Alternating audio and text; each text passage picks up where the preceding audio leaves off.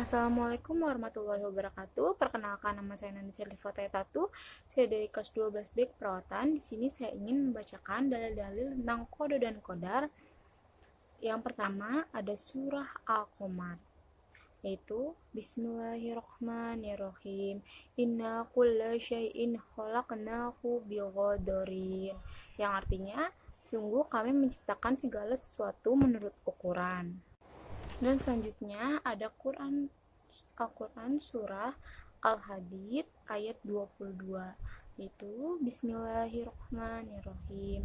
Ma'ashhaba min musyibatin fi al-ardi wala fi anfusikum illa fi kitabin min qabli an nabra'aha inna zalika ala Allahi yasirun. Yang artinya, setiap bencana yang menimpa di bumi dan yang menimpa dirimu sendiri, semuanya telah tertulis dalam kitab Lauh Mahfuz sebelum kami mewujudkannya. Sungguh yang demikian itu mudah bagi Allah. Dan yang selanjutnya ada Quran surat Al-Isra ayat 13, yaitu Bismillahirrahmanirrahim. Wa kulla insyanin alzamnahu ta'irahu fi unukihi wa nukhrizu lahu yaumal qiyamati kitaban yalqahu mansyuron.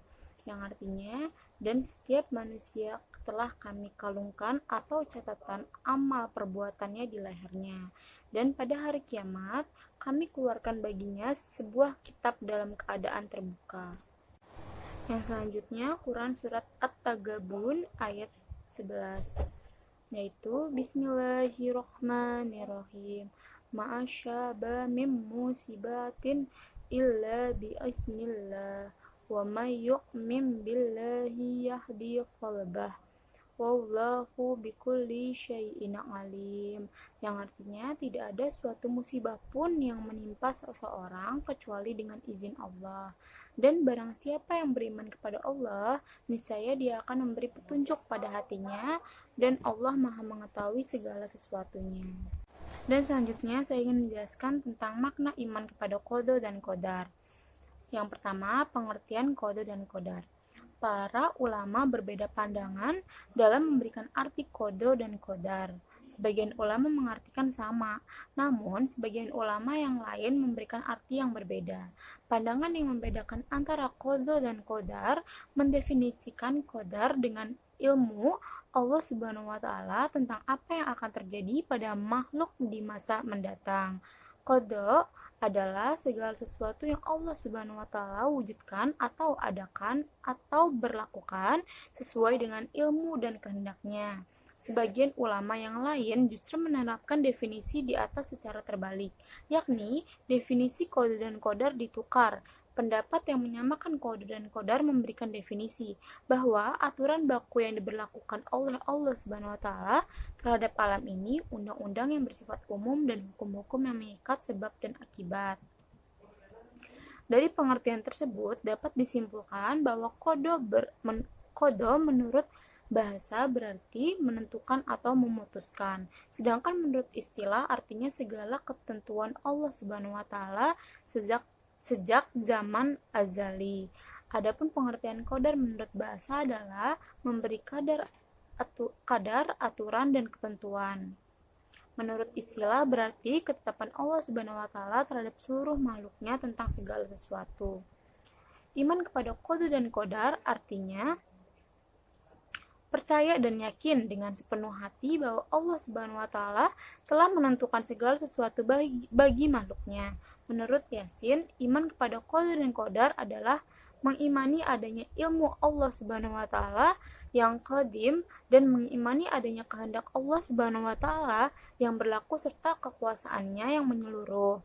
Setiap muslim wajib mengimani qada dan qadar Allah Subhanahu wa taala, yang baik ataupun yang buruk. Firman Allah Subhanahu wa taala, apakah kamu tidak mengetahui bahwa sesungguhnya Allah Subhanahu wa taala mengetahui apa saja yang ada di langit dan di bumi? Bahwasannya yang demikian itu terdapat dalam sebuah kitab Lauh Mahfuz. Sesungguhnya yang demikian itu amat mudah bagi Allah Subhanahu wa taala. Quran Surat Al-Hajj.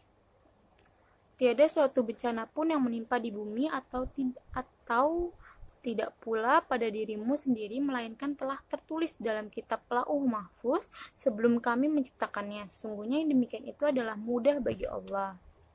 Iman kepada qada dan qadar meliputi 4 prinsip sebagai berikut. Yang pertama, iman kepada ilmu Allah Subhanahu wa taala yang qadim atau tidak berpermulaan dan Dia mengetahui perbuatan manusia sebelum mereka melakukannya. Yang kedua, iman bahwa semua qadar Allah Subhanahu wa taala telah tertulis di Lauh Mahfuz. Dan yang ketiga, iman kepada adanya kehendak Allah Subhanahu wa taala yang berlaku dan kekuasaannya yang bersifat menyeluruh.